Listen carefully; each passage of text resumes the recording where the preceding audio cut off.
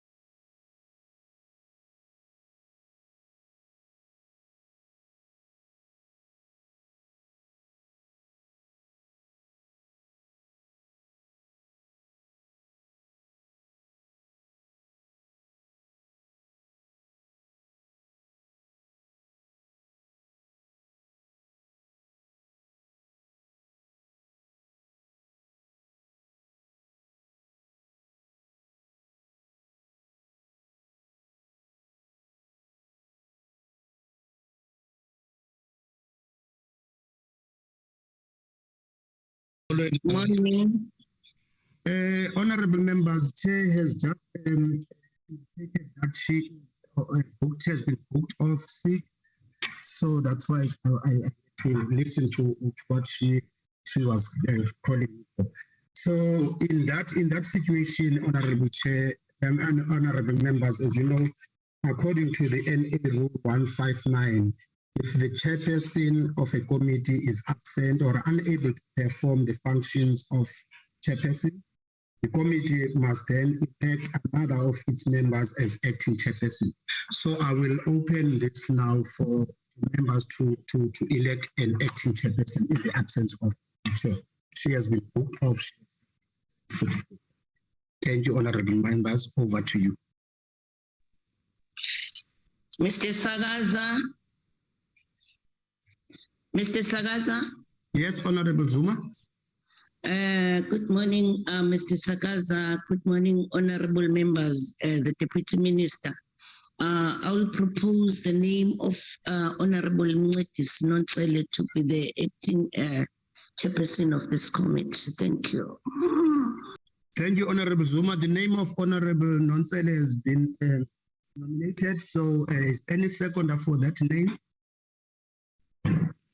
My hand is up. Honorable Daba, I can see. Yes, sorry for that. Honorable Dabe. Thank you.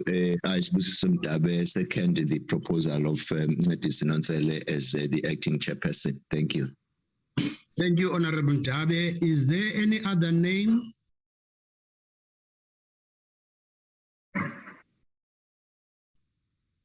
Well, then, in the absence of any other name, the Honorable Nontsele then elected as the acting chairperson. Over to you, Honorable Nontsele. Morning. Sorry, let me just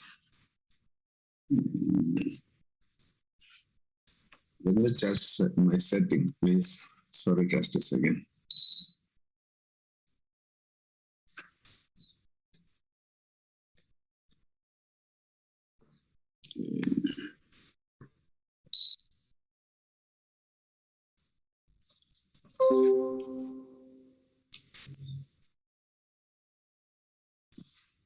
Morning, Mr. Sagaza. Morning, colleagues.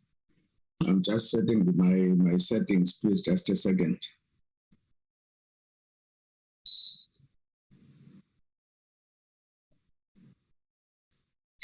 Thank you.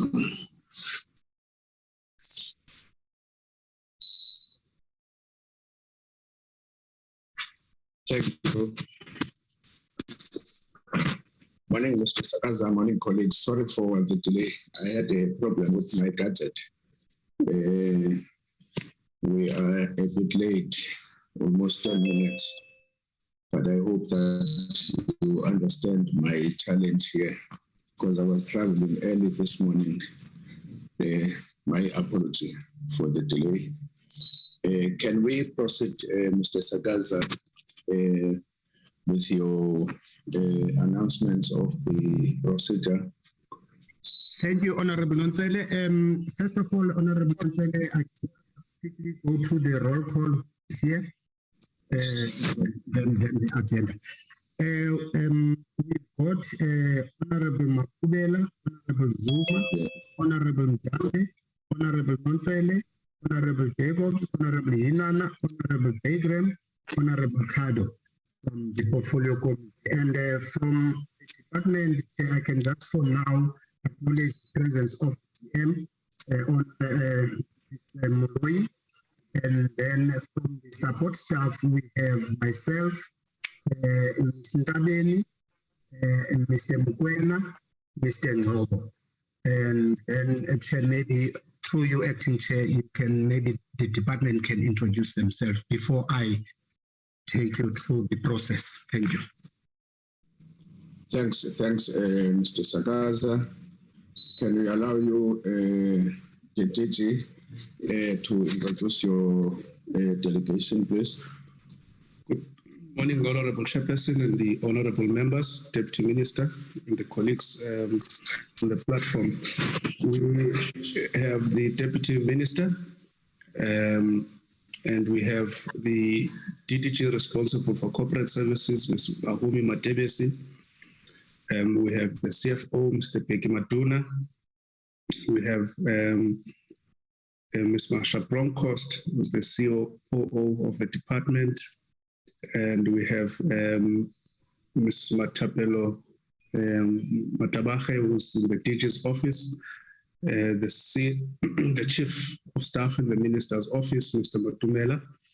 And we have support staff in the Office of the Deputy Minister, Ms. Karabo Mukagane. We have the DDG, acting DDG, Mr. Tembukosim Kalipi. And of course, we have the PLO, Mr. Tando Wababa. We also have Ms. Esther Rwande, who's representing Mr. Mrotoba. And we have Mr. Zandi Mweli, who's the head of the Deputy Minister's office. Chair, so far, those are the people that are in the platform from the from the department. Thank you very much, Chair. Thank you, DG. Mr. Sagaza, would you flag the agenda item, the first agenda item? Thank you, Honorable Chair. Yes. I just forgot to also acknowledge the fact that there is Ms. Suraya Williams from the state law. Okay. She's also here. So I'm going to flight now the first C list of that COID amendment.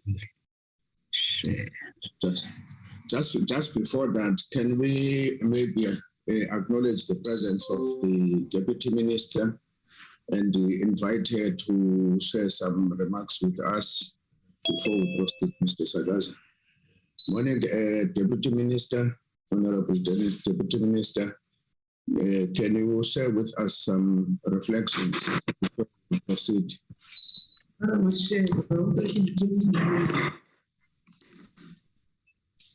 Sorry. Good morning, honorable members. Thanks. Thank you so much, Honorable Nonsele, our acting chair. Allow me to greet all honorable members and including our Director General and our officials from the department. I think I'm not going to say much because the DG is here and relevant officials who are supposed to be talking on what is expected of us to be presenting. But just to say that, Honorable Chair, that the issue that we will be discussing today in terms of the presentation, among others, over and above the issue of the COIDA Amendment Bill, is the issue of our presentation, which talks to the targets. Sometimes targets will always be, can be debatable as to whether they get, we set low standards or the targets are satisfactory or higher. Sometimes we need to begin to debate some of those issues. But what is important is the fact that we need to check whether are we able to achieve those targets that we set for ourselves. And I think we need to focus on that. And we need to look into whether do we have the necessary capacity that has to actually take us forward. I think this will be very important when we do an assessment of the work done by the department. Without any further ado, honorable members, I would end there and allow you, Chair, to call upon our officials to take us through. Thank you. Thanks. Thank you. Deputy Minister, sorry for the ambush. I can say that you really were not ready. Thank you, Chair. We're not ready at the time you called me. Yeah, no, thanks. Can we have the first item, Mr. Sagaza? Thank you, Honorable Chair, Acting Chair. I'm sorry, Chair, it's also just brought to my attention that the Minister, Honorable Mwesi, is in the cabinet meetings. meeting now, so he has an apology. I also see Honorable Mkonre has just joined in. So I'm going to share, Chair, on Acting Chair, the first item on the agenda, which is the COIDA C list, which was also done last week, but the official version is here. Chair, I'm flighting it now. Okay.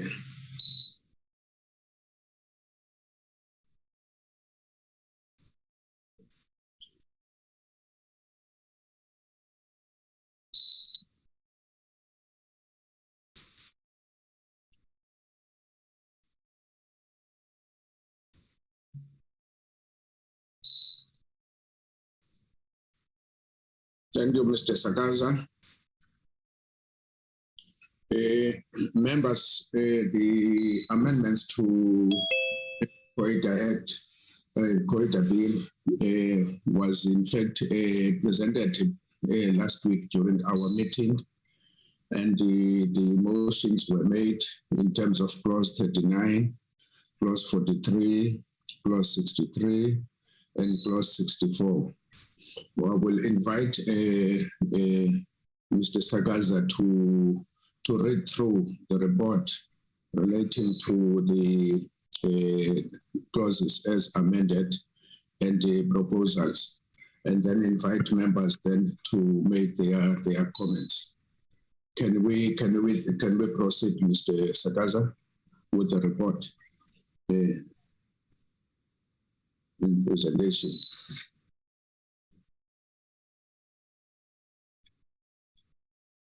Mr. Sakaza? Yes, I'm looking for it, Honorable Chair. Okay. Where is this now?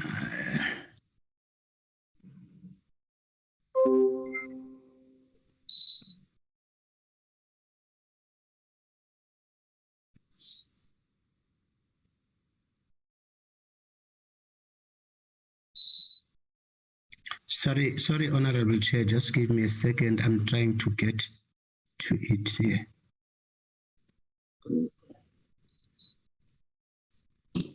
Honorable members, can we bear with Mr. Sakaza to get the report?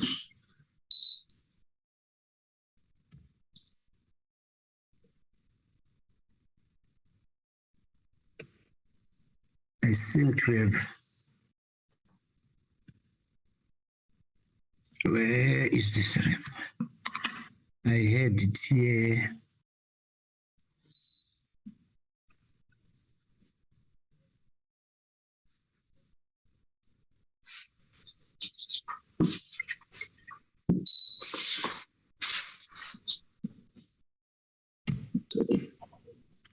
Is it visible, Honorable Acting Chair? Yes, but it's not yet opened. Can you open it? No. Can everyone see it? Draft report on the board. It's only the heading. The document is not open on my side. I can see just the list of your document and the draft report, which is on top. Yeah, on proposal on COIDA, the 31st of August, 2022. But it's not open. Open it first. Just click on the document so that it opens. I'm trying to click. Where is it now? Okay, stop share. Let me go back there. Okay, here is it. Oh, yes, I see now. Is it visible now, Honorable Chair? Yes, Mr. Can I read through it then, Chair? Yeah. Draft report of the Portfolio Committee on Employment and Labour on the Compensation for Occupational Injuries and Diseases Amendment Bill, B21B of 2020, dated 31 August 2022. The Portfolio Committee on Employment and Labour, having considered the Compensation for Occupational Injuries and Diseases Amendment Bill, B21B of 2020, National Assembly Section 75, and the proposed amendments of the National Council of Provinces as per announcement, tablings, and committee reports of 23 March 2022 on page 101, referred to the committee, reports the bill with amendments B21C of 2020. The process followed by the committee on the NCOP proposed amendments on COIDA. 1, the NCOP passed the bill on 17 May 2022, subject to proposed amendments. The bill was then returned to Assembly and referred to this Portfolio Committee on Employment and Labour for consideration of the Council's proposed amendments, as per that announcement ATC 72 of 17 May 2022. On 24 August 2022, the committee received a briefing from the Department of Employment and Labour on the proposed amendments. The committee deliberated and agreed on the proposed amendments as they were flighted as Clause 39, Clause 43, Clause 63, and Clause 64.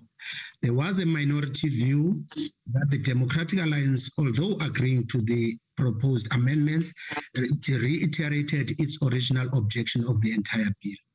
So therefore, the committee recommends that the Portfolio Committee of Employment and Labour recommends that the House passes the bill with the amendments. Report to be considered. That's the report. Thank you, Chair. Thanks, Mr. Sakaza. Honorable members, that's the report arising from the process that has been undertaken by the National Council of Provinces, who have since returned the bill back to us for further consideration. We've had the discussion a week ago on the matter, and now the report is being presented for adoption. Can we invite comments and the motion for the adoption? Yes, Chair. Michael Bagram. Honorable Bagram. I've got no objection to the actual amendments, but we have an objection to the overall bill. Okay.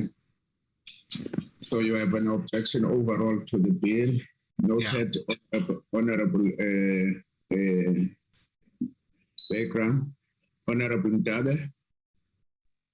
Thank you, Chair, and good morning to the honorable members. I, Busisum Ndabe, move for the adoption of the entire bill. Thank you. Honorable Ndabe, move for the adoption of the bill as amended. Any seconder? Chairperson. Honorable Zuma.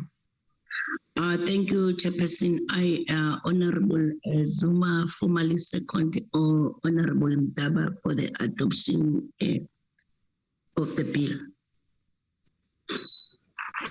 Thank you, Honorable Zuma. Honorable members, the proposed draft amendments to the bill have been moved and seconded.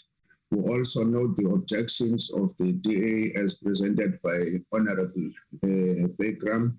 The bill will be taken for formalization and debate by the National Assembly so that we concur or comply with the recommendation as put forward by the National Council of Provinces. So can we then move to the next item, Honorable Mr. Wababa? Unless there are further points. Honorable Ndabe, your hand is still on, or is an old hand? It's an old hand, Chair. My apologies. Okay. Thank you, Chair. Through you, Chair. Then the report, also the draft report that is here, also must be adopted, Chair. We adopted the series, now the report, Chair. Yes. Formally. Can we formally adopt the draft report, honorable members? Any mover? I, Busisum Ndabe, formally move for the adoption of the report, Chair. Thank you, Honorable Ndabe. Chair, Honorable Sibongile Zuma, formally second. Thanks, Honorable Zuma. The report has been formally adopted as well. I think I would note again the objections that were made in the initial process by Honorable Kato, which read the same as that of Honorable Bagram. that they object overall to the bill, and that they do not have objection to the amendments. Thanks, honorable members.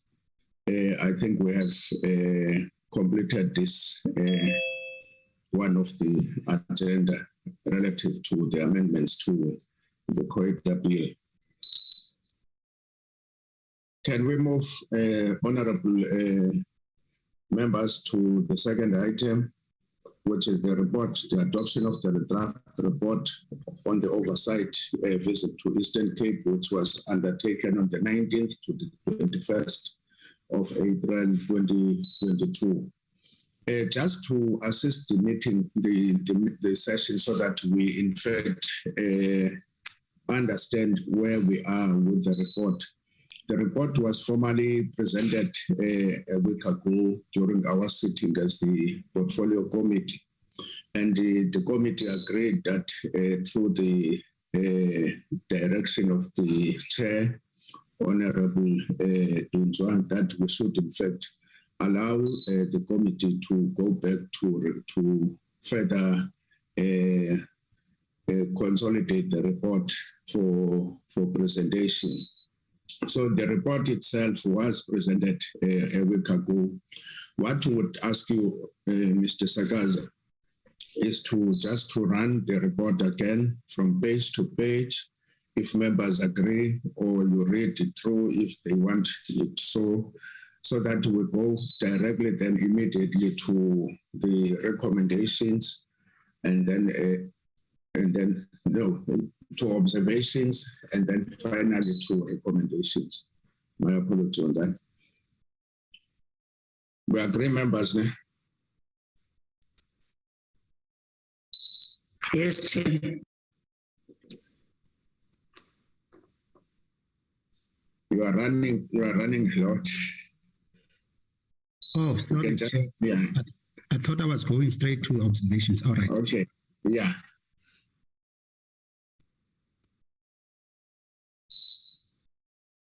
Yes, you can go straight to observations if there is absolutely nothing that has been raised.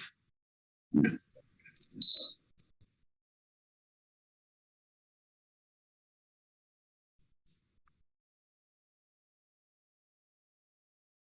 Thank you, Mr. Sagas. Honorable members, we're now on the observations. We will read it point by point so that members can then indicate their views if they want us to proceed. Then the committee made the following overall observations. There are good interpersonal relations between managers of the Eastern Cape Provincial Department of Employment and Labour and its Sorry. Women are well, okay.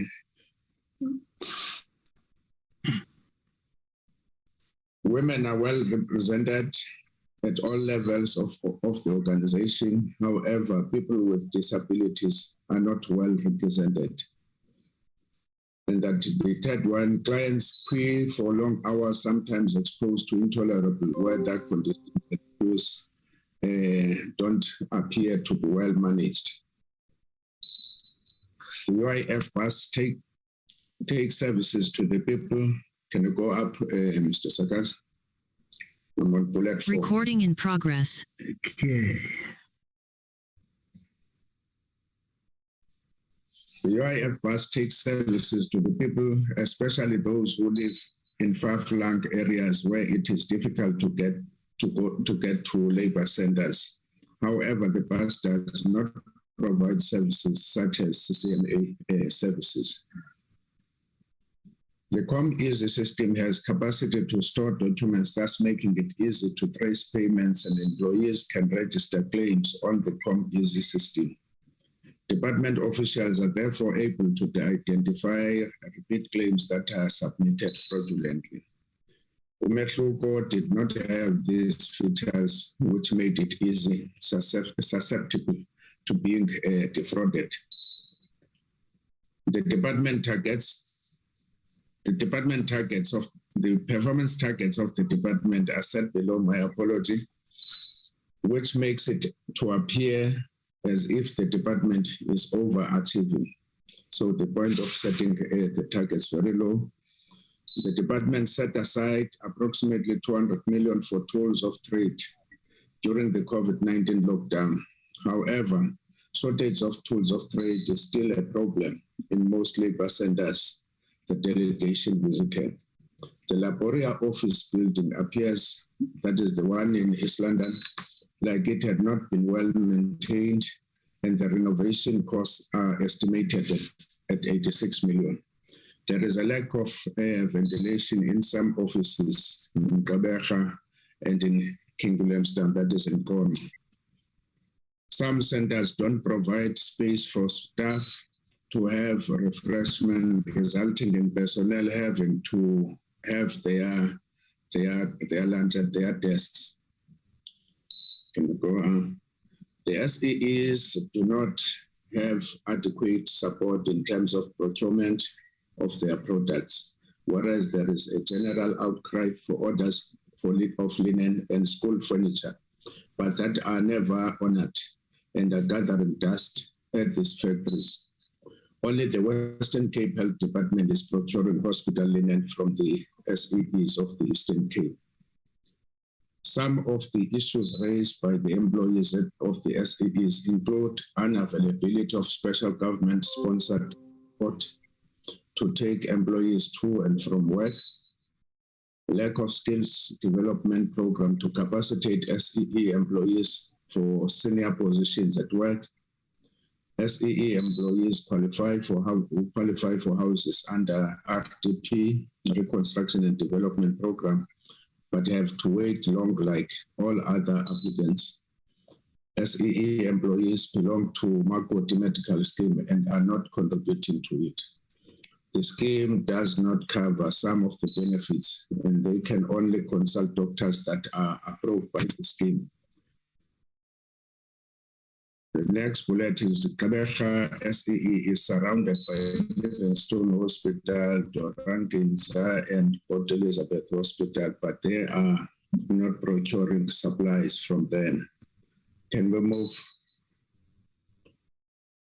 It is noted that there are 16 labor centers and 5 satellite offices, but it is not indicated where these are located. And that also of concern is the nature of the 44 vacancies in the province and whether they are fully funded. So those are the observations that the committee have made. Any comments on the observations, honorable members, before we go to recommendations?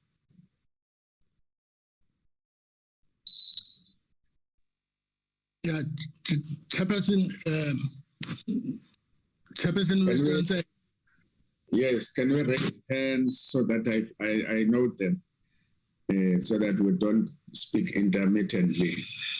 Honorable Inana, you are the first one. Any additional hand?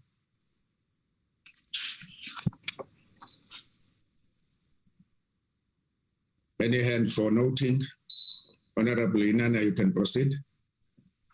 Yeah, Chairperson, these observations are reflecting exactly what transpired on the interaction in the Estate Cape when we had this oversight visit.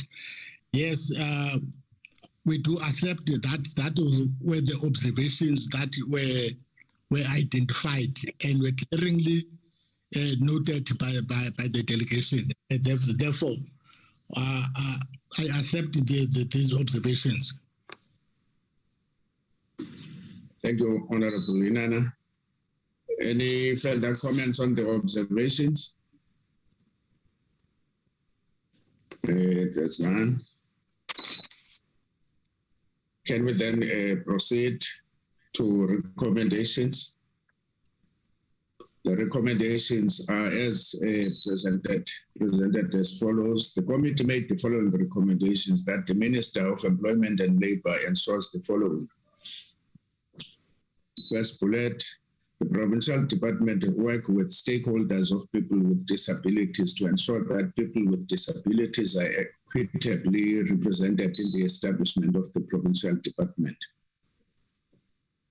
Bullet number 2, the queues in labor centers are properly managed and shelters provided for clients to protect them from extreme weather conditions. If possible, comprehensive services are provided at the bus that provide UIF services to the community. The 4th bullet, the performance targets are set in accordance with the available resources to the provincial department. The 5th bullet, the tools of trade are made available to the labor centers to ensure that they meet their performance target. The 6th bullet, the working conditions, including ventilation and refreshment spaces, are improved to ensure appearance of professionalism to the public. 6th bullet, the Department of Employment and Labor continues with negotiations to ensure that the National Treasury Department grants preferential procurement status to the SEEs. 7, the SEEs are supported by advertising their products broadly, since there are so many schools that lack school furniture. 8, the Department of Employment and Labor intervenes to formalize the prioritization of its disabled employees in allocation of RDP houses, since many departments prioritize people with disabilities. 9, the department explores the possibility of providing transport for people with disabilities employed by the SEEs. 10, SEE employees who belong to Makoti Medical Scheme are made aware of the package of benefits for which they qualify and the list of doctors approved by the scheme. 12, the department has a national strategy with all public and private workplaces to prioritize optimal utilization of skilled disabled persons. 13, these are public engagements with members of communities through public outreach programs to empower and educate people about relevant labor laws, including the UIF, COIDA, OSA, or Occupational Health and Safety, the Basic Condition of Employment Act, and the CCMA powers and functions. The role of labor inspectors is understood by everyone involved in the labor sector. The Department of Employment and Labor should report back to the Portfolio Committee on Employment and Labor on progress made with regard to the above mentioned recommendation within 1 month after the report has been adopted by the National Assembly. Those are the recommendations. Can we invite comments from members, honorable members?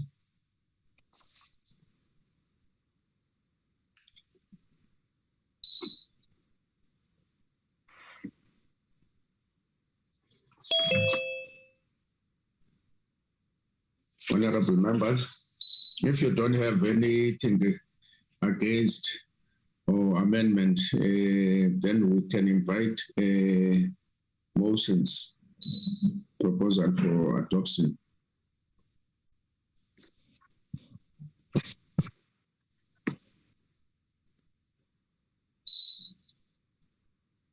Honorable member, the platform is yours.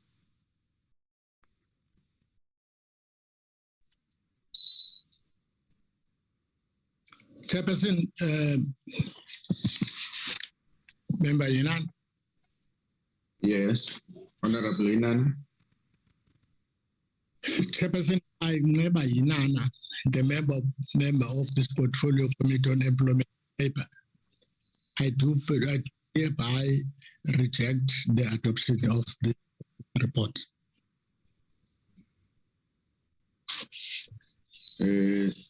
Noted, Honorable Inana, the objection of the Democratic Alliance, that they continue to object overall to the report. I don't know whether you want me to phrase it in the same way that your colleagues earlier announced, that they do not necessarily object to the amendments, they object to the overall bill. Should we retain it in that fashion, Honorable Inana? Yeah, because you are. Yes. Okay, for the record. Thanks, Honorable Inana. Any mover for the adoption of the recommendation? And the second, honorable members.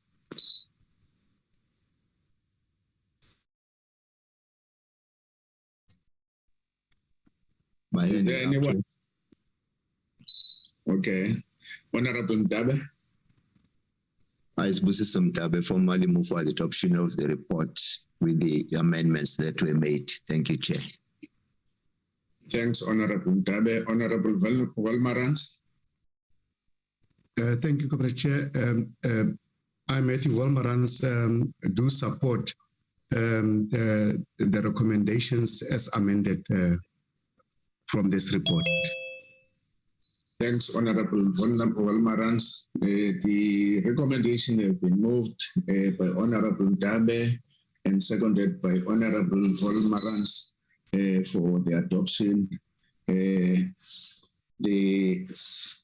report then will be taken forward to the National Assembly honorable members with noted objections from the Democratic Alliance, and the item now is considered closed.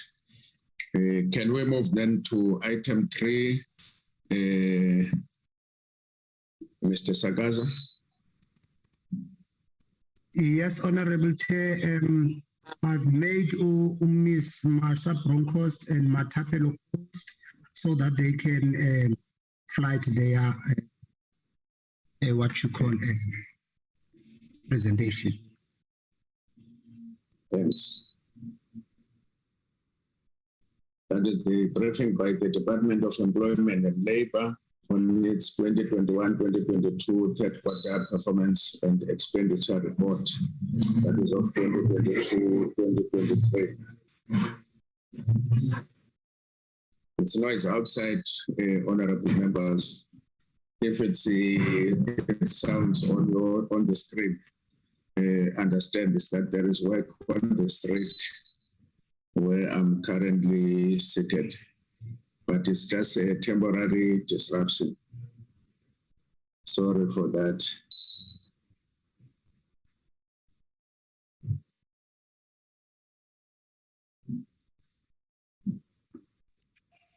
Ms. Marsha Bronkhorst, the platform is yours. Thank you. Thank you. Who's presenting, CEO or the DG? The CEO. No, it's me. Chair was gonna, it's her. Chair was gonna ask her to do that. Thanks. Thanks. Can you then proceed, Ms. Bronkhorst? Thank you, Chair, and good morning to everybody. The presentation has been circulated, so I'm going to look at a few slides with your indulgence, Chairperson, and then, as is our practice, look at the areas of non-achievement of the department. The first slide that I would like to focus on is that of slide 4, is slide 4, which is an overview of the performance for the department for the 3 quarters of the financial year. You will see that we started the year in Q1 with a performance of 73%, improved a little bit in Q2 to a performance of 75%, and then in Q3 the performance went down to 67%.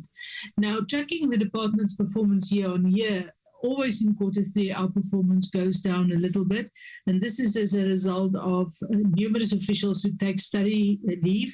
It's exam time traditionally in South Africa in Q3, as well as the fact that quite a number of people do take leave during this period. We have a shutdown period in December as well as a department, because of the fact that I think the whole of the country goes into shutdown. So our performance in Q3 normally goes down a little bit. in terms of the achievement of our indicators. The next slide I would like to draw attention to is that of slide 6, Chairperson. Here I have given a comparative analysis of our performance per program from Q2 to Q3 so that we have a sense of what has happened. In terms of administration, there has been a small decrease from 67 to 57%. And what is new here is the issue of interim financial statements, as you will see earlier, that where the deadline date was not met. Inspection and enforcement services managed to improve on their performance from 50 to 75%. Public employment services went down to 80%, and you will see when I look at the detail why. And labor policy and industrial relations had a substantial decrease in their performance from 100% achievement in Q2 to 60% achievement in Q3. And the total, therefore, total performance for us was 67%, as I said earlier when we looked at the pie charts. The next slide I would like to focus on is that of slide 11, which looks at the areas of non-achievement. Now, members of this committee who have been coming with us for some time will know that the very first one, the issue of filling of vacancies, continues to be an elusive achievement. We, as a department, have got challenges in terms of filling our vacancies to the level that we have set ourselves. You will recall that in the APP of 21-22, we had a 3% or less vacancy rate. We have not managed to achieve that, mostly because of the large number of applications we receive, and then there are delays in capturing this. Processes is a process issue that we have I think, in public service in general. The next slide, which looks at non-achievement, is that of slide 13. It is also Program 1 administration, and members will also recall those, again, who have been with us for some time, that to finalize our disciplinary cases within the timeframes has been a challenge for us. It is because we are using people from other departments, we're using other experts, and these reports and finalization is normally slow in coming. So it is a problematic situation. And then, excuse me, the corporate services has also decided that that employment relations must specialize in the resolution of these cases, and then that the anti-fraud and corruption unit will detect and investigate cases and then hand it over to employment relations. I'm sure members have recalled from the UIF presentations that there's quite a substantial number of fraud and corruption cases that have to be dealt with. If we move to slide number 14, which is the next area of non-achievement. Thank you. Members will recall that the department tabled its annual report last year late, and because the annual financial statements were not finalized, the auditing thereof and the preparation thereof. And this has had a snowball effect in terms of the interim financial statements. The submission that we could not do it by the 31st of October, and they were submitted on the 12th of November last year. The next slide I would like to look at would be slide 18. This is the one area where the inspection and enforcement services have not managed to achieve their indicator. This is the inspection of workplaces. And here it's the same challenges that we've had. The number of workplaces that were not accessible due to COVID cases. There were administrative inspections performed, but they were not sufficient to enable us to achieve the target. Members will also recall that this is a cumulative target, and if Q1, Q2 was already building a backlog in terms of the numbers, then it becomes even more problematic to do so in Q3. The next slide I would like to focus on would be slide 29, Chairperson. And I would just like to here focus a moment on the placement of work seekers. We had a target of 37,500 people that had to be placed in work or job opportunities, income opportunities. And the department has managed in this quarter to place, or by this quarter, to place 48,638 registered work seekers, 11,000 more than what was expected in terms of our indicators. If we look at slide 30, the area that was not achieved there, for public employment services, members will recall that there was one area of non-achievement. This was the partnerships that had to be concluded in terms of placing people in work and finding job opportunities. They had a target cumulatively of 15. Only 13 were concluded because there were still internal processes that had to be finalized in terms of the verification of these processes. The next slide that I would like to look at, Chairperson, is slide 34. This is the issue of the national minimum wage review. And this was not achieved at the time where it was supposed to be done. It was supposed to be finalized by the 31st of October. It was only finalized by the 17th of December. And this was because of challenges in terms of the research processes that had taken place, changes in the way that Stats South Africa collected their data, and then also discrepancies on wage data that we received. And that made it difficult to finalize the report. So the National Minimum Wage Commission published a notice to invite written representations concerning possible adjustments to the minimum wage.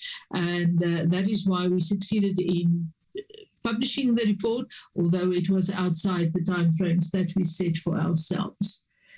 Slide 36 takes care of the last area of underachievement.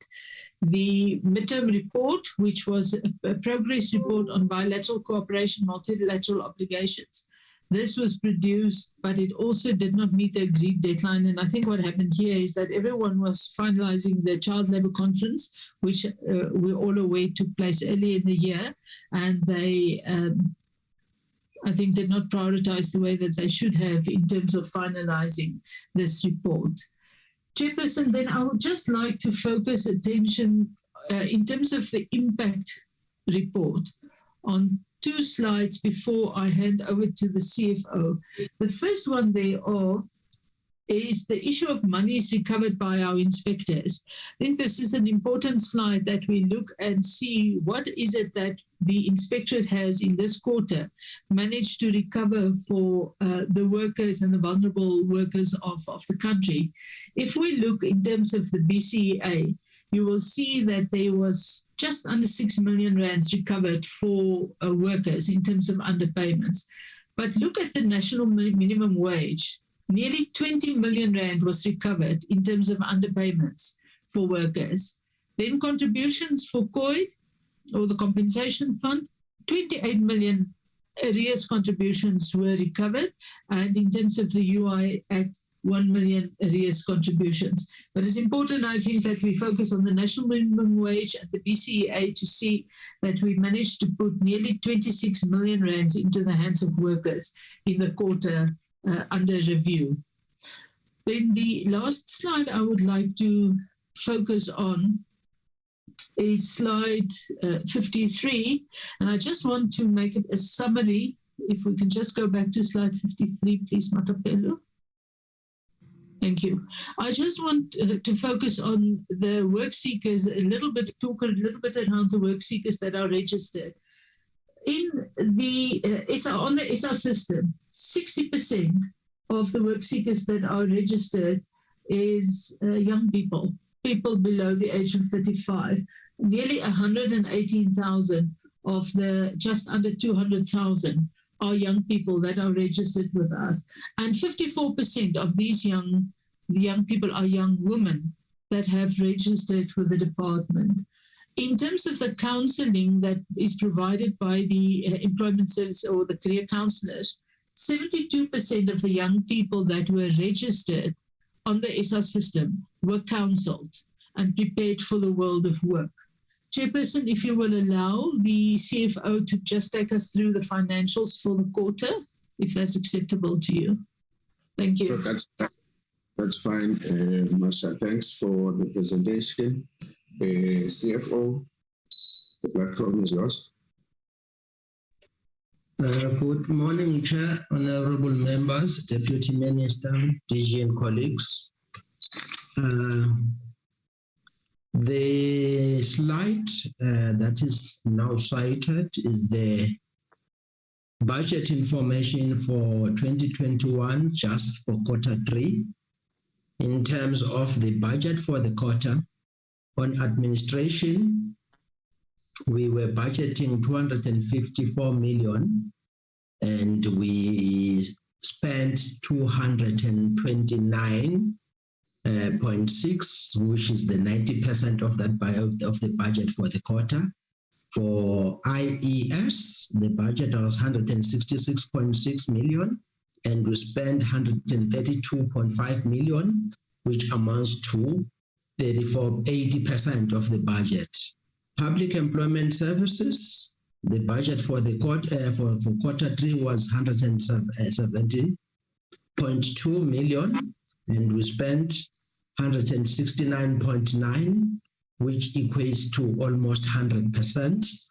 The LP and IR, the budget for the quarter is 351.1 million, and we spent 335.1 million, which amounts to 95%.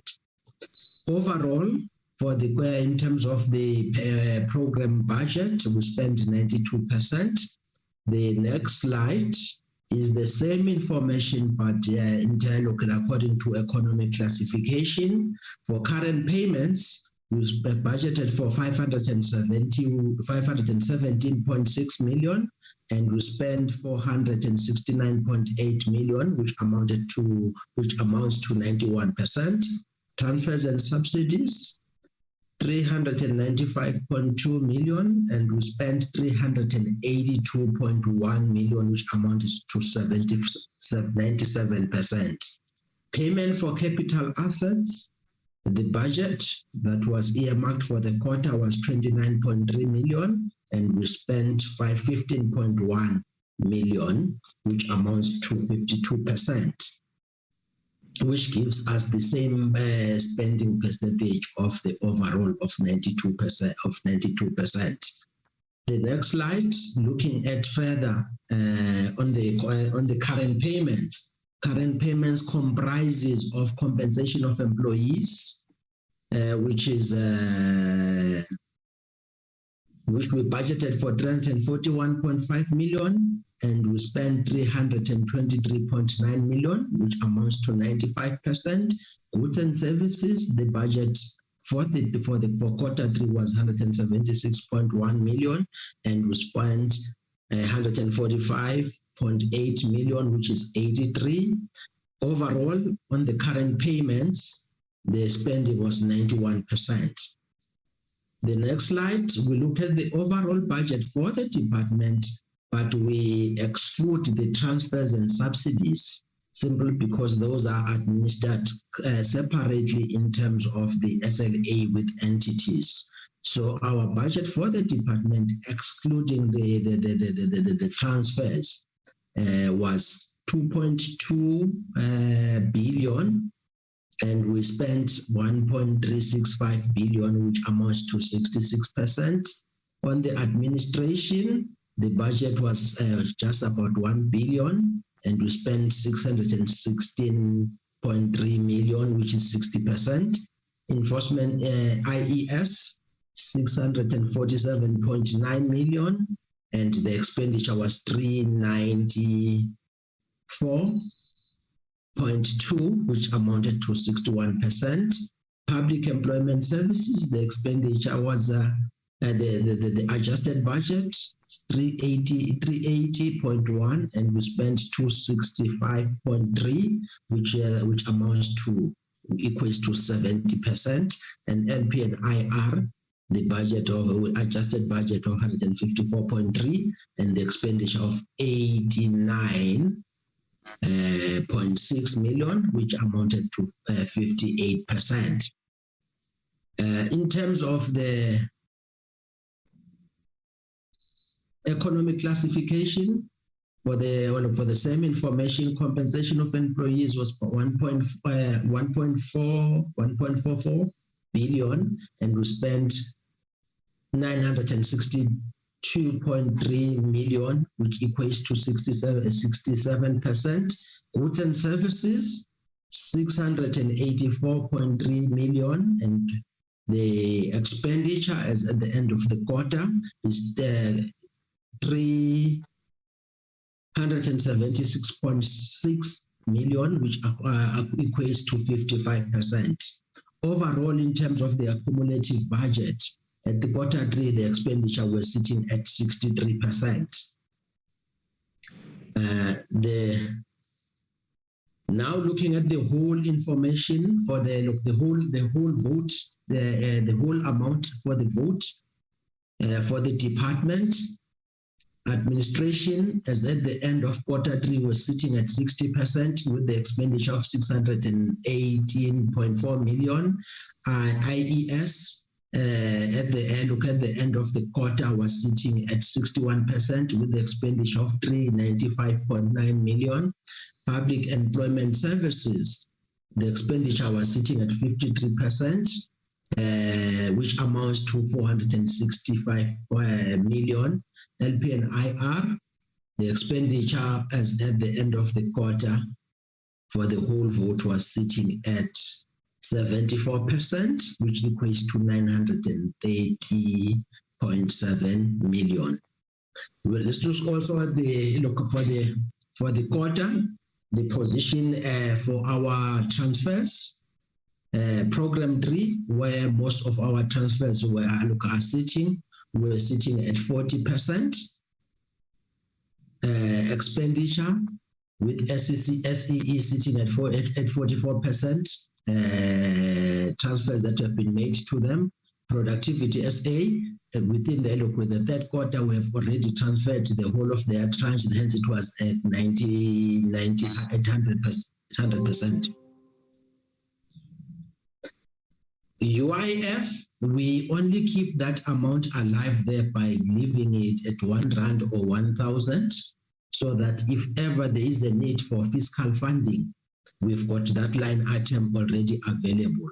So under normal circumstances, that line item is not active because UIF is self-sufficient, so to say.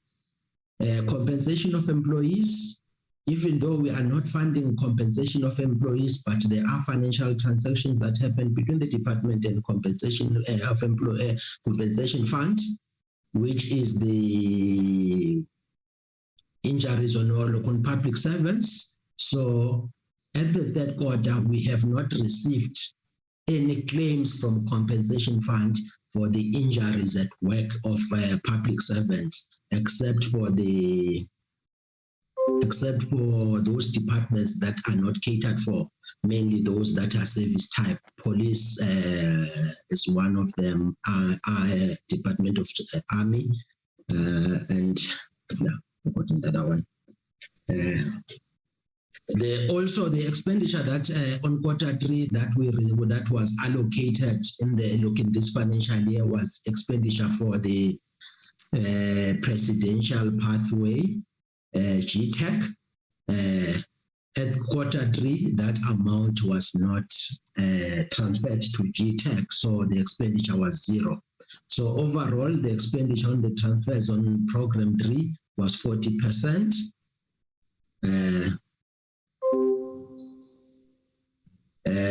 All the other transfers that we also make on program 4 African regional labor, the amount that we budget for our affiliation in quarter 3 was not paid, so there was zero expenditure that was recorded. Strengthening of civil. Sorry, CFO, are you aware that your presentation has since been taken off? No, Chair, I'm not aware. I've got my own here that I'm working on. Yeah, we don't have a presentation yet. Since you went past, I think the presentation around the compensation of employees, then the presentation disappeared from the screen.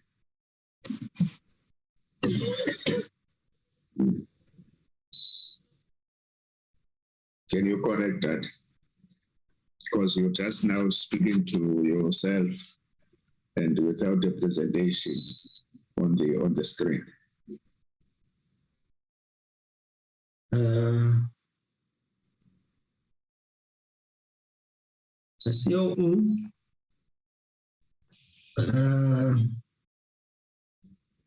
Can you assist me with the person who was citing? I'm trying to see if, Chairperson, sorry, I'm trying to, it seems as if there's a network issue. So I'm trying to see if I can assist. But you were on the last slide, as I recall. I think it should be the second last. You can just recap on the second last and then go to the last one. Because I think that happened almost on the second last or at the conclusion of the third last year. Yeah.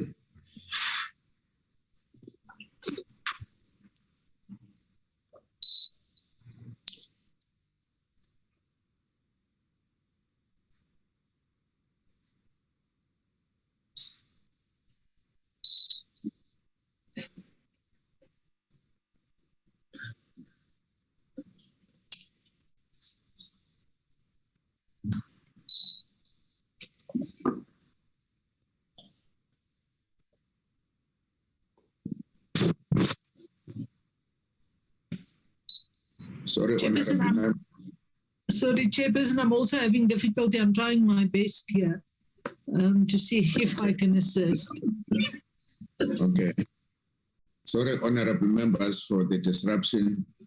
I felt that you were disadvantaged as the presentation was no longer visible to everyone.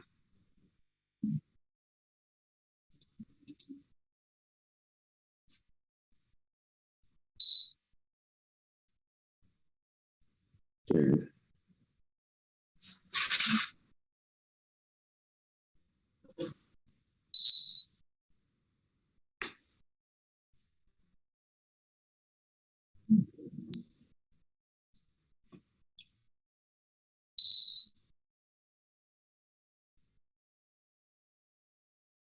Any progress, Ms. Bronkhorst?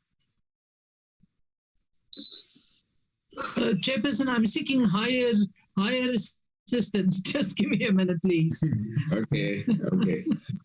Thank you.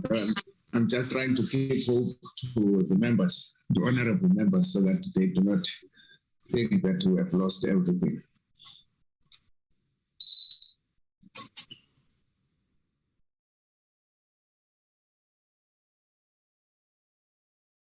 Thank you. So it's right from the beginning now.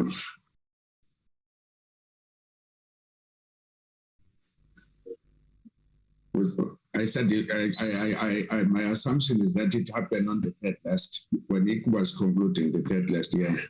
Can you go back a bit?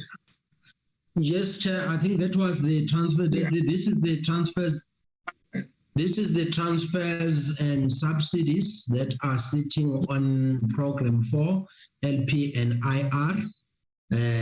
Our affiliation to African Regional Labour, ARLAC, there is zero because we haven't, at that point, we had not paid our affiliation, so there was no expenditure recorded.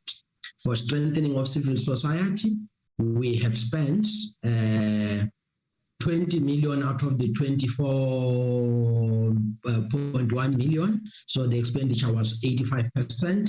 CCMA, the expenditure, the transfer was already for the third quarter was sitting at 75%. And NADLEC, the expenditure there was sitting at 100%, as all the amount that needed to be transferred to this entity was done. So for labor, okay.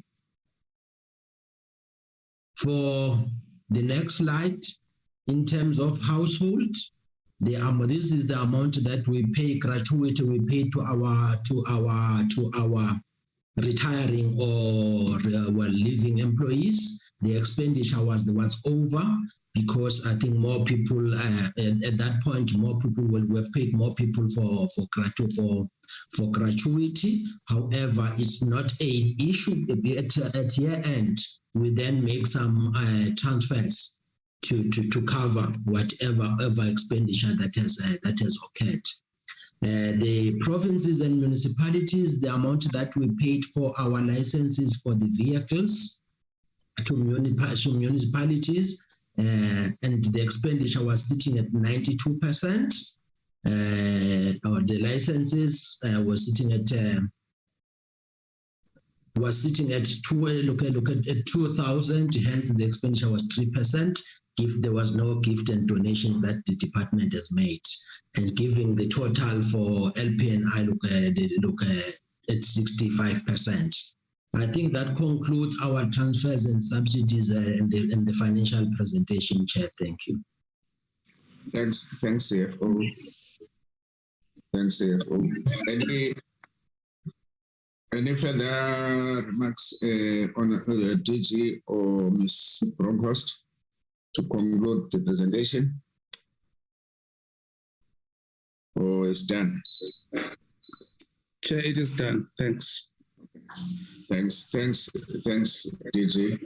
Honorable members, that's the presentation of the third quarter.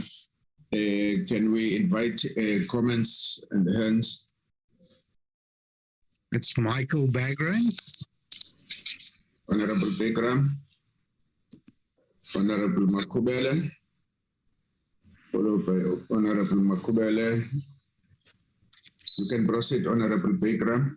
Honorable Zuma. Honorable Zuma, you are the third one.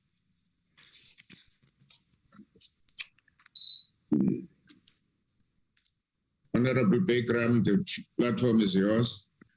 Thank you. Thanks. I appreciate it. If I can look at slide 6, the inspection and enforcement services, it's notorious that the department doesn't have enough inspectors. And so we obviously judging ourselves against what we have. I think there should be a comment on the fact that we need probably 4 or 5 times the amount of inspectors that we've got, and we need to put pressure on our minister to get a bigger budget for inspection services, because everything falls apart when you have no inspectors. We know, and it's notorious, that small businesses never see an inspector. So there's just a comment from me, and then maybe there's a comment from Ms. Bronkhorst on that one. If I can look at slide 8, again, we're having a look at the inspection and enforcement services. And I'm not sure. Obviously, we set the department sets the target. The department measures itself and then gives itself an overall greater performance, say for the Eastern Cape. But from what I hear in the Eastern Cape is they never see an inspector. So again, it's the same comment that I have. I just want to have a look here at slide 14. Again, we are judging ourselves, and I know that the Auditor General has made negative comments in the past. What's the comment? Are we looking to try and cure all the problems that we've had with the audit that we've had in the past? Look at slide 16, where we've said that the remedial action is required to repay the expenses incurred by the department.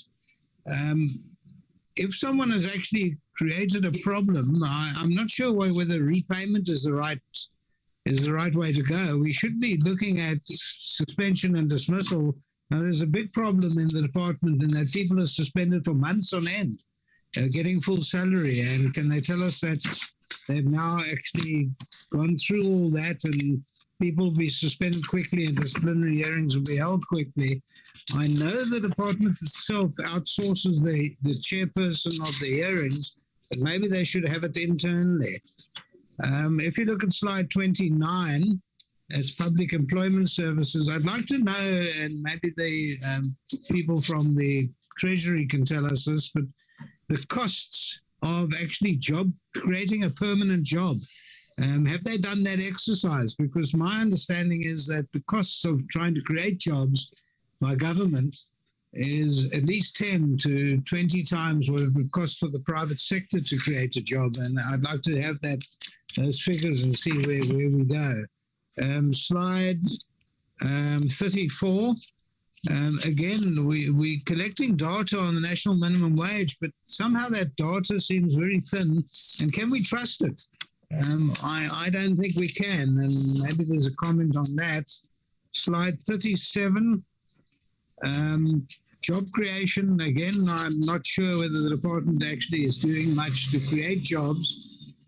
We had a situation over COVID where people applied for their TERS and there was lots of pressure on the UIF, and literally thousands of businesses came forward to claim but hadn't registered their staff for the UIF. And now we get we hear that the monies that we've clawed back from employers for non-payment of UIF is really thin. Have we missed that opportunity? What is actually going on there? Why so thin? And why haven't we done that? We had a perfect opportunity. We had 2 years of employers coming forward, and we could have done something about it. Slide 52, and I know I've got lots more, but I won't take up all the time. Slide 52, we're talking about research and registered job seekers and whatever. What's the value of this? Are we actually starting to place people, and have we looked at the exercise as to where these people are qualified and how we could actually place them? But thank you, Acting Chair, I appreciate it. Thanks, Honorable Pegram. I'm sure all the questions have been flagged for responses. Honorable Makubela. Thank you, Chairperson. I have few questions, and the other ones may just be considered as clarity-seeking questions. I will start with slide 6. I like the comparative analysis that the department did there. It provides us an opportunity to track and trace progress or failure thereof. Now I see that inspection and enforcement services branch performance has improved in the third quarter of 2021-2022 as compared to the second quarter of the same financial year. But Chairperson, as much as that improvement is commendable, given the importance of IEC branch, I will be comfortable to see IEC achieving 100% in each and every quarter. I believe it is doable. You'll agree with me that IEC set or plan to achieve just 4 targets. It is important that those 4 targets are achieved quarter after quarter. Another one, Chairperson, let me indicate impressive slide in slide 7, where we are provided with the performance trends by the department. We are given the performance of all the quarters of 2020 and 2021. It is pleasing to see that performance trend there. Perhaps the department would want to explain why there was no drop in performance of quarter 3 in 2020-2021 and why there is a drop in performance in quarter 3 of 2021 and 2022. Chairperson, again, when you get to slide 8, you see what I was talking about earlier on in relation to 4 planned targets. Public Employment Services, PES branch achieved 100% in almost all provinces. Of course, with the exception of just 2, which are Gauteng and Mpumalanga. All other provinces achieved those 4 planned targets, but why Gauteng and Mpumalanga provinces did not achieve 100%, just like other provinces. Perhaps, as I learned, Chairperson, still on remedial actions, but now on slide 13, the English written in that remedial action column there is saying to me that the department is telling this portfolio committee that they are neither here nor there in relation to the remedial actions. Can what is written in that remedial action column on slide 13 be clearly explained so that we can follow and have something to hold on to? Thank you for now, Chairperson. Thanks, Honorable Makubele. Honorable Zuma. Thank you, Chairperson.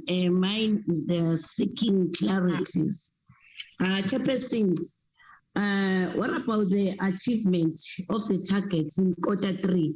When it comes to IAS is just red. Then the overall performance of 7 provinces is 67%. And the 2 provinces that obtained just 33%, those provinces being Eastern Cape and Free State. It came to a surprise for me when it comes to Eastern Cape, because I count this province among those are performing well. Chairperson, the importance of IES branch in the context of the country cannot be overemphasized. We therefore need to be told what happened in Eastern Cape, what happened in the Free State, and why other 7 other provinces overall performances is 67. Then secondly, what measures has the department and its entities put in place to closely monitor the performance with the view of the improving service delivery? Lastly, Chairperson, why all programs experience slow spending during the period under view? Thank you, Chairperson. Thanks, Honorable Zoma. On the platform, Honorable Honorable Mkondo has placed a comment there because she says she's got a noisy background where she is. I will read it so that we also note it. I have a noisy Chair. I hope the department is not going to regress further in as far as the inspection is concerned. We need to employ more inspectors. It is clear the unit is understaffed and can't service the workers that need the services most. So that's an additional comment, which when responding, DG and your team, you should also take into account. From my side as the chair, there is in terms of the slide 4, which members have spoken to, there is this reason that is given with regard to achievement of 67%. That is because it is shut down. I will contrast or take it together with the reasons that have been given on slide 11, which basically talks about the application or the filling of vacancies. The reason being the question of delays in capturing. Taken together, the question, DG and your team, is whether, for instance, are you taking into account that when you, in fact, almost make the kind of achievements and the reasons provided, you effectively militate against the expectations outside there. For instance, the period that we're talking about, that we're saying it's a slowdown period, is the period of anxiety in many families, particularly those that are unemployed and who are looking for any available job towards that period.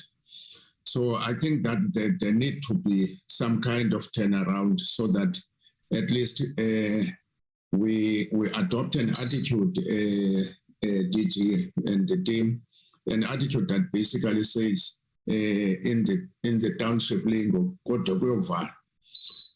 can't have a situation of a slowdown and that the consequence being the adverse effect to the targets that we have achieved, we have set to achieve, and then by extension impacting on the expectations of those who are in fact expecting responses to job applications, because the issue of vacancies as well is impacted upon, which when you're talking to slide 11, the reasons that are given there is that the delays on capturing of the applications, hence the vacancies have not been filled.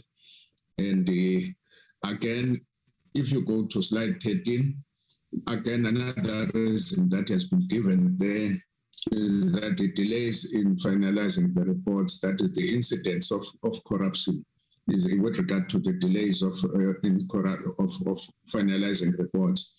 There is also the problem if you go into the question, for instance, of that justice delayed is justice denied, where people are placed on a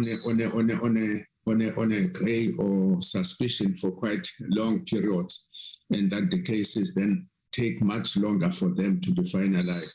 And if we can also address that, as well as I think the point around the annual financial statements have been covered.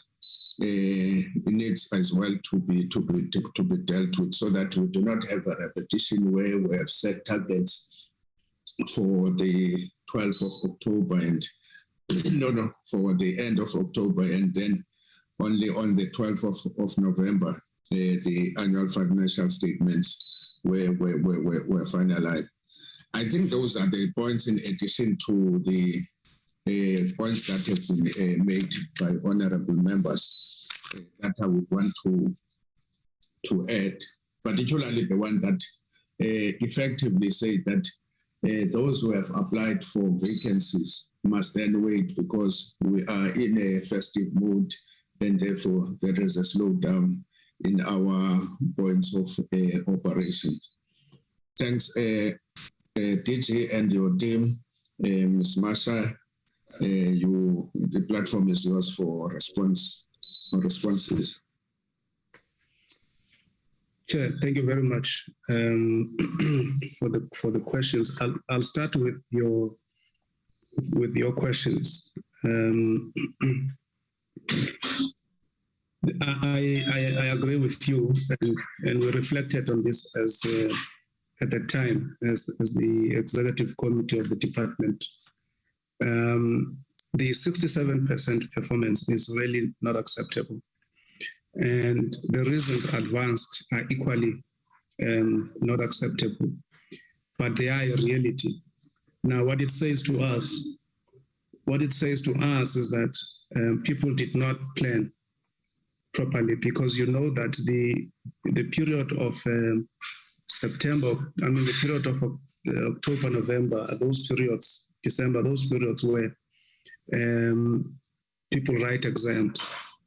So you need to plan for that so that your performance is not adversely affected by the absence of a number of officials who are writing during that period. Because what we cannot do is to deny officials of the opportunity to develop themselves. We support that, but that needs to be balanced with the responsibilities that they have, and it's a supervisory responsibility.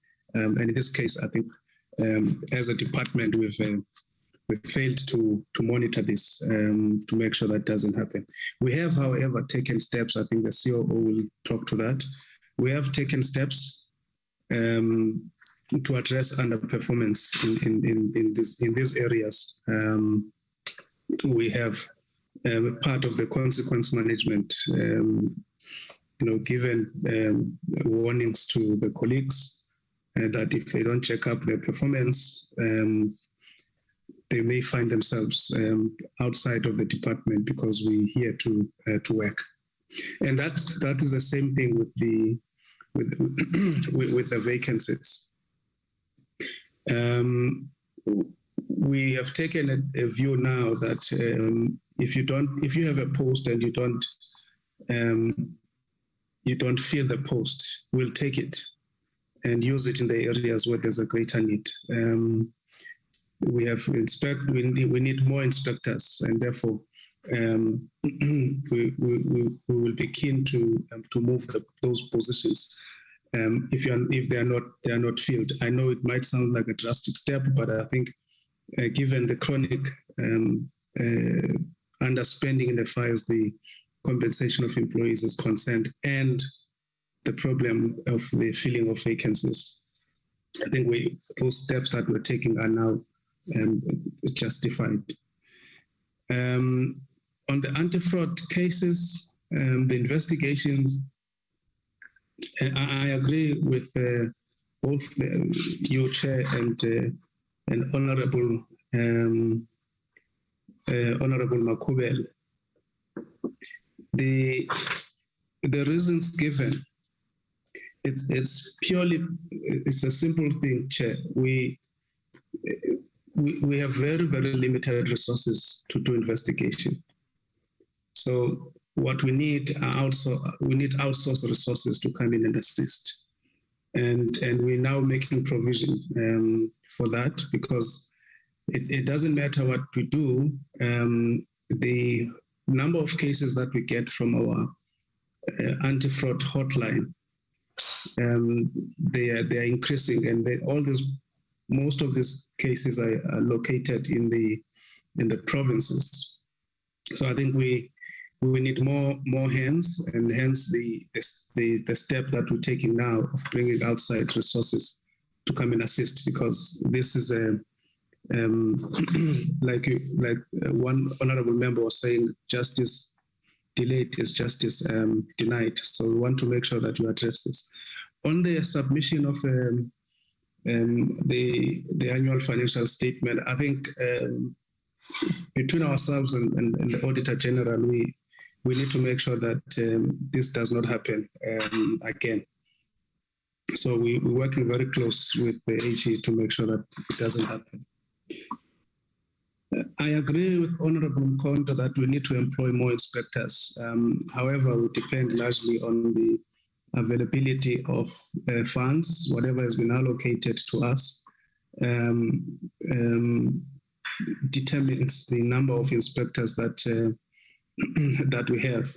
Like I said earlier on, that in instances where people don't fill vacancies in other areas, I think there's justification for us to move those posts into this area of greater need, which is of employing more inspectors. We do, however, try our best to use the limited resources that we have effectively, so that the issue of the numbers is not really felt. The reality, though, is that we will not be able to be every workplace, but the effective utilization of the limited numbers of inspectors will help us to make sure that at least we make a meaningful impact. And that's why you would have, we have blitzes where we take inspectors from the different areas and move them to a specific area where we want to focus in that area. It's a costly exercise, but I think it is necessary.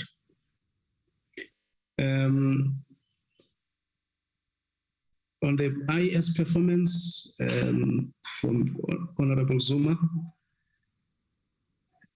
I think I'll ask the COO to talk to this because the provinces report to her, but I think what I can say here is that we monitor performance strictly as a department. In instances where there's non-performance, we take actions. And this Eastern Cape one, there are two reasons. One is what the COO mentioned in terms of the poor planning with regards to people that go and write exams. The second one is that the number of inspections that had to be dropped because they don't meet the quality that we've set in terms of our standards. So a number of those inspections were not included in the report because of the quality of those inspections, and we're very strict on those now, given that we've moved on to a new system. So there are checks and balances. Steps taken to closely monitor performance. I think I've mentioned this. I think the slow spending during Q3 was also largely affected by the fact that we received an allocation for pathway management network in the middle of that quarter, which was about just 238 million, which was not spent because we needed to put together control measures. We needed to sign MOUs with the NYDA, GTEC, and the presidency. And we needed to set out exactly what this money was going to be used for, and set milestones. And money could be transferred only once those milestones have been met. And that's why the spending in that area was very slow. On the questions asked by Honorable Makubela, I think I've spoken about the issue of anti-fraud, corruption, and the remedial action. I agree it was just English. We've taken steps now to get, we are taking steps to get an external service to assist us because of the fact that we have limited resources in that area and the cases are increasing. The drop in performance comparable to Q3, I think the COO will talk to that. The target sets must be achieved quarter in and quarter out. We agree with that. We strive to make sure that the targets are achieved, and the instances where they're not achieved will require the program managers to explain the reasons why those targets have not been achieved.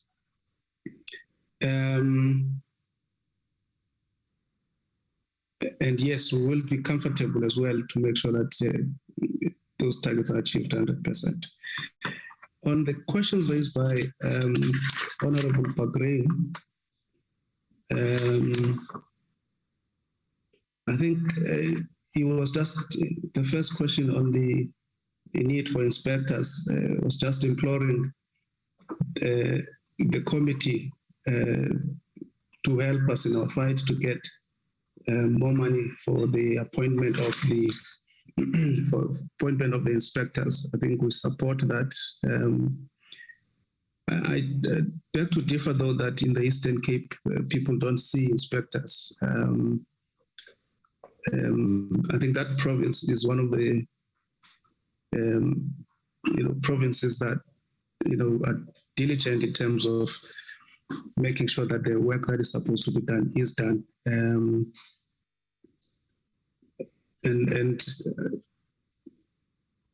I think if we're going to judge the province by merely this performance and then make the assertion that people in the province don't see inspectors, I think it would be wrong, Chair. On the suspensions, I think if I remember quite well, we only have one person who's on suspension in the department now. And the other suspensions, I think we reported to the committee that they, and they were relating to what was happening at the Unemployment Insurance Fund. We've since brought those colleagues back because there were disciplinary hearings that took place and they were concluded. So in instances where you have some investigations that are being done, for instance, the one case involves the Hawks, and even though we hate keeping people in suspension personally, because I must come to work every day and there are people who earn their salaries while sitting at home. But there are instances where bringing a person back or allocating this person work in another area would actually be at a disadvantage to the organization. So we have just one case, if I remember quite well, and it's at the Unemployment Insurance Fund. Now, the issue of the chairpersons being outsourced, I think if we were to limit the chairpersons only internally, only to internal staff, firstly, it will take us a long time to to complete these cases because there are many of these cases. Secondly, the issue of fairness will also come to play here because we know most of the officials in the department. and the objectivity element, we need to safeguard it all the time. And that's why we've opted to get somebody from outside, to provide that, to make sure that there's objectivity and that the outcome is not called into any questions.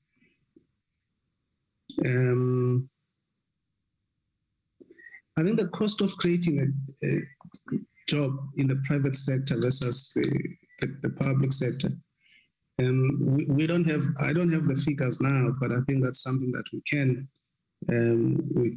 can provide. Whether we can argue in terms of cost here, rather than the fact that somebody is employed or has been given an employment opportunity. And I suppose the question relates to the public employment programs or the presidential employment stimulus programs that the government is currently running, and the costs that are associated with that. But we can make these figures available, Chair.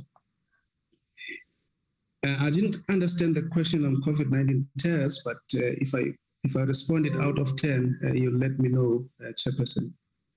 That I think we made an undertaking when we started with the COVID-19 tests that we will claim the money back from the employers, and we'll follow we will embark on a follow the money process, which we did. And we are collecting monies from the employers. And in fact, a number of employers are now coming to us and saying we want to bring the money back. Of course, also the collaboration that we have with the law enforcement agencies is also yielding positive results. We have people who are now coming voluntarily and saying we want to plead guilty. We shouldn't have taken money, and I think with the judgment, with the case that was concluded recently, where somebody was given a sentence of 135 years in jail for defrauding the fund, that has shaken others, and they want to now come forward, and that makes life easier for law enforcement agencies to conclude this case. So we are collecting money from employers, and in fact, even the normal revenue collection has actually improved. I think when the UIF comes to the committee, the UIF commissioner will share that information with the committee. And the placement of people in slide 52, it does actually take place, even though it takes place at a much slower rate. And given all the challenges that we have, the skills mismatch and other challenges that we have, but placement does take place. And that's why we make an effort of sharing that information with the committee whenever we come into the presentation. I think my colleagues will come in areas where I have not responded. Chairperson COO and Esther from Public Employment Services and the CFOs, they can just add, Chair.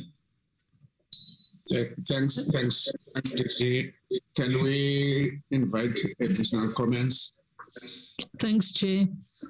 It's Marsha Bronco, COO speaking. Chair, thank you. I would like to start with the question around the drop in Q3 performance, but not in 2021. Indeed, that is correct. 2020-21 was the year when we had the very hard lockdown in Q1. And during the course of the year, the lockdown was eased. So in the first quarter of 2021, we had a very bad performance of 25% because of the hard lockdown that we had. And subsequent to that, the performance of the department increased slowly during the months as the lockdown was eased. That's why it would appear as if in Q3 we had better performance because of the reasons I have explained. The question of Q3 targets and the performance of Eastern Cape and Free State, I think the Director General has explained it. But to add that they had 3 targets, 2 of them which were not met was the one for inspections, which was a common problem for all the provinces at that time. And the second one was the preparation and submission of legal documents for prosecution. That has also now been corrected. I think they both had a vacant post at that time. So it took time outside the time frames. And we were very strict in terms of IAS to make sure that we stick to competent documents. The closely monitoring the performance of provinces is monitored on a monthly basis, and after each quarter when there is non-achievement, the heads of the provinces receive letters in terms of progressive discipline to make sure that they improve their performance, and that indeed does improve the performance. We've seen it in the provinces that have had underperformance, and they have improved. I think, Chairperson, that takes care of the questions that I had to respond to. Thank you very much. Thanks, Masha Bronkhorst, for the additional points. Any additional points, CFO? Or you covered? Chair, on my side, I am covered. The issue was on the annual financial statement, which the DG covered appropriately. Thank you. Thanks, CFO. Honorable members, I think we're... Sorry, Chair, can I answer one question? Additional. Okay, Mr. Kalepi. There was a question by Honorable Bagrin on whether can we trust the research on slide 34. And I just wanted to indicate that the research that we're talking about on the minimum wage is done by one of the reputable research organization in this country, DPRU, based at the University of Cape Town. And we've got no reason not to trust the result of the research that they've given. And also, just to allay any fears to the members on the delay in the minimum wage, that research, although it was released late, it did not have the effect of delaying the review of the minimum wage, which must come in on the 1st of March the following year. That review came in on the date that it was supposed to come, although the published research was published later than what it was supposed to be published. Thank you. Thanks, Mr. Nkalipi, for the additional points. Honorable Makubela, I see your hand is still up. Yes, Chairperson, I just want to make a follow-up letters comment. Yes, you can. Okay, thanks, Chairperson.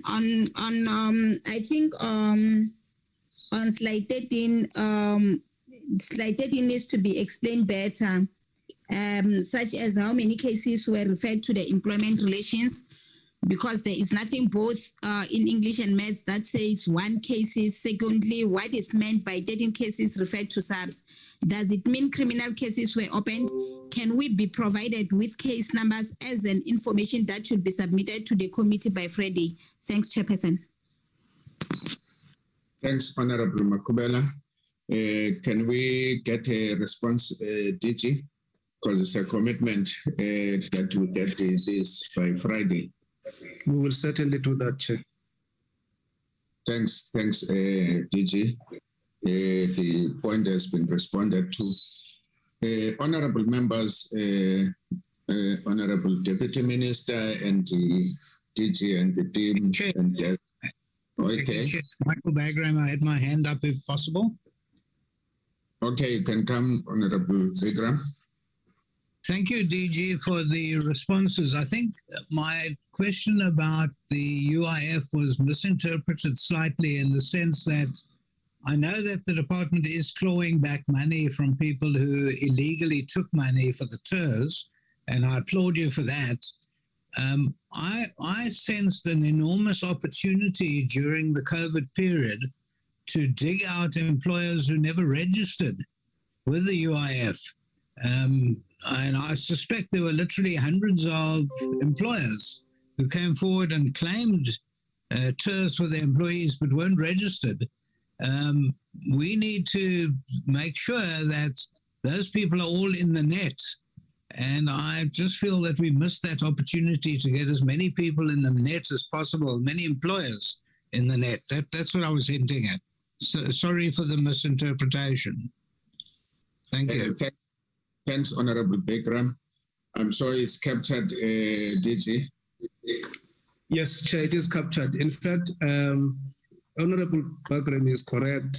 We were also excited that we're able to have a much more better view of the employers who were not complying with UIF, and we have not missed that opportunity. I just want to assure Honorable Bekram, Chair, and the committee that we have not missed that opportunity. We're actually using it to our advantage because we now have a sense of who these employers are, and our inspectors are doing their work in terms of making sure that we collect the outstanding contributions from these companies.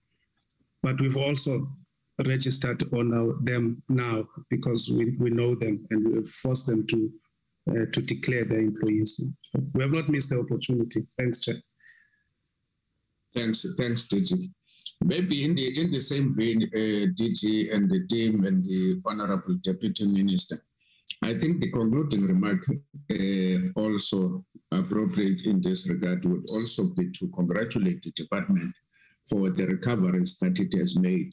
If you look for in terms of the presentation that has been made on slide 50, you would find that there's quite a lot of money that has been returned to workers. The most higher ones is the 28.2 million that was recovered from COIDA, which has also been returned to workers, and as well as the 19.6 million that is on the National Minimum Wage Act.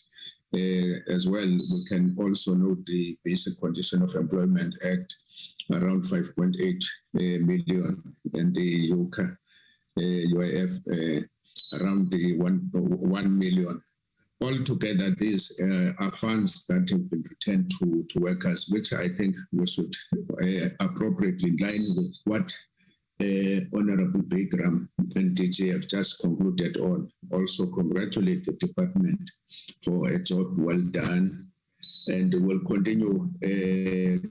DG will request that, and the Honorable Deputy Minister would request that the report should in fact always be captured on progress that has been made, and we would want to express our gratitude for that kind of intervention, and we hope that we will see more of these recoveries happening.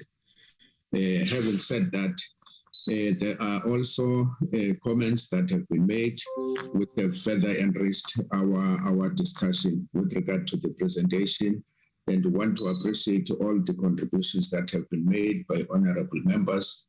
And in conclusion, we would want again to extend our word of gratitude to Honorable Chairperson Mamudunjwa, who is off sick, and we wish her well. And we would want to encourage honorable members, whenever they have an opportunity, to just place a call of well-wishing wishes to her, so that she in fact feels to continue to be part of this collective. With those few words, I want to thank everyone for the contributions that we have made to make this important portfolio committee meeting a success, and see you at the next portfolio committee meeting. Unless Mr. Sakaza, there are any announcements you would make before I adjourn. Any announcements? No, Honorable Chair, there isn't as yet. Okay. Thank you. Thanks, Mr. Sakaza. Honorable members, the meeting is adjourned. Thanks. Thank you. Thank you, Chair. Before 11 Members, bye-bye. Bye.